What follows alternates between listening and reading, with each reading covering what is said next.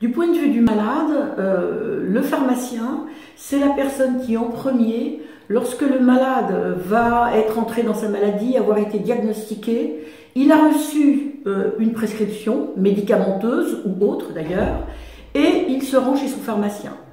Il y a une très grande solitude du malade qui sort avec cette feuille blanche, écrite avec des écritures de médicaments notamment, et c'est cette solitude-là qu'au fond le malade va remettre à son interlocuteur pharmacien. C'est pourquoi son rôle est très important. La deuxième raison pour laquelle le pharmacien, à notre avis, à la FLAR, a un rôle très important, c'est parce que le pharmacien a su très tôt avoir le dossier du malade à disposition à partir de sa carte vitale. Il connaît ainsi les autres médicaments que peut prendre le malade, à côté des médicaments pour sa maladie rhumatismale, et qu'il va pouvoir à la fois l'informer, à la fois lui signaler des effets évidemment indésirables, des brûlures d'estomac, etc., ou un mauvais goût, et qu'il va aussi pouvoir regarder s'il y a des interactions, et ceci c'est dans un but très important pour le malade, qui nous le dit, qui nous le demande, la sécurité de ces traitements.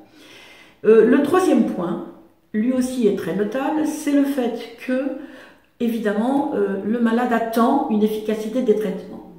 Dans les maladies rhumatismales, l'effet des traitements n'est pas toujours immédiat, qu'il s'agisse de l'ostéoporose ou qu'il s'agisse de polyarthrite rhumatoïde, de spondylarthrite ankylosante ou d'ostéoporose. Il faut un délai de prise de médicaments, de traitements, pour en voir les effets. Et c'est la raison pour laquelle le pharmacien, qui est un intervenant pivot, va pouvoir suivre son patient dans son parcours de santé, l'encourager à poursuivre, c'est-à-dire à suivre et à accepter son traitement au quotidien en général, et donc lui dire d'attendre les effets bénéfiques.